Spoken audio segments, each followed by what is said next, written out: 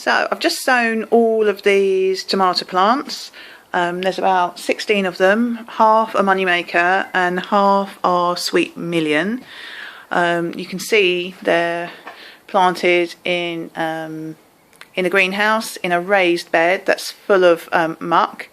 This is the traditional way that these tomatoes are grown at this house. So I'm following in the tradition probably of 100 years, I would imagine. And I sometimes wonder if Bert and Alfie are looking down from up above, from their comfy armchairs, saying, "But there's a girl in our garden." The house dates back to the 19th century, and I would imagine that these greenhouses do as well. Absolutely beautiful setting. So I've just planted these tomato plants, which I've grown from seed under cover. And I just wanted to show you a technique to keep them really healthy. So what we want the plant to be doing, so this is a money maker, we want the plant to grow upwards and produce lots of flower. So we want the energy to be going into that growth. If you can see these bottom leaves, in between the stem and the leaf there is another set of leaves, which is like a little side shoot. And what we want to do is we want to pinch these out. So we don't want the energy of the plant going into producing these side shoots, which when they grow often sort of mutate, and we don't want to produce them. We want to produce nice upright plants with lots of trusses of flowers going up the plant. So what we need to keep on top of is pinching out all of these side shoots. It's much easier to do when they're tiny, although you can do it when they're a lot bigger. I tend to do it with a pair of secateurs then to make sure that the cut is nice and clean.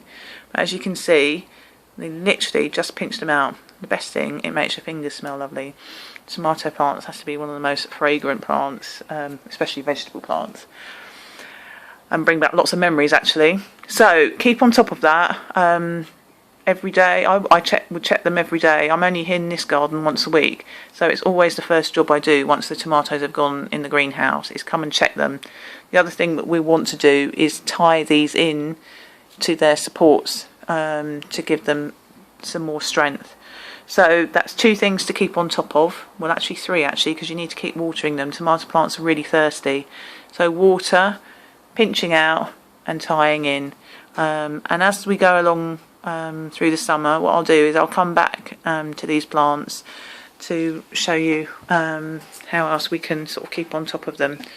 So just to let you see what else is in this greenhouse, we've got another raised bed in the centre where I've sown some orange and red beetroot and some carrots and some rocket. So all of these root vegetables can be picked really small, and so they're nice and succulent, and they really get whizzy in the greenhouse. But what you can see, which is the lovely surprise in this greenhouse, is this beautiful Alstroemeria, the Peruvian lily. For some reason it's got in here. It is in the garden, and the roots go down so deep that you can't dig it out. I did try one year to dig bits out and put back in the garden, but it didn't work. But this is the best year, I presume, because of all the rain over the winter, that I've ever seen them in the greenhouse. So what a lovely, lovely added extra.